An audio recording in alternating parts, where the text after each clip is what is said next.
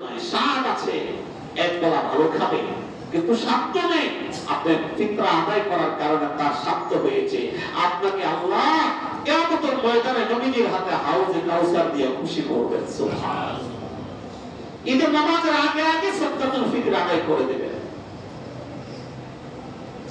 স্ত্রীর জন্য স্বামীর সাদকাতুল ফিতর আদায় করা, স্ত্রীকে যদি আপনি জওজাই আদায় করে দিলেন, মহানা আদায় করে দিয়েছেন, তাহলে তারও ফরক আছে। হ্যাঁ, যদি কোনো স্ত্রীর দায়ভার আপনার উপর থাকে, সেটা আপনি বুঝেন, সেটা আপনি আদায় করবেন। ছেলে বালেগ হয়ে গেছে, আপনার উপর সাদকাতুল ফিতর ওয়াজিব না।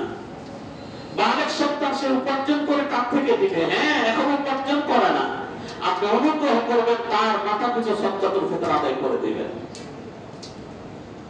সাদকাতুল ফিতর গোলাম বান্দি চাকরানির নামেও সাদকাতুল ফিতর আদায় করা মনিবের উপর ওয়াজিব।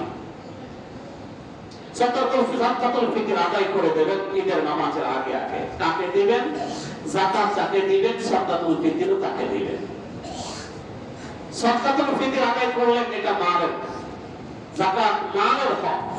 মালের হক আদায়ের জন্য নবীজি সাল্লাল্লাহু আলাইহি ওয়াসাল্লাম কখনো সাদকাতুল ফিতর নাম রেখেছেন, কখনো যাকাত নাম রেখেছেন, কখনো সাদকাতুল নফল নাম রেখেছেন।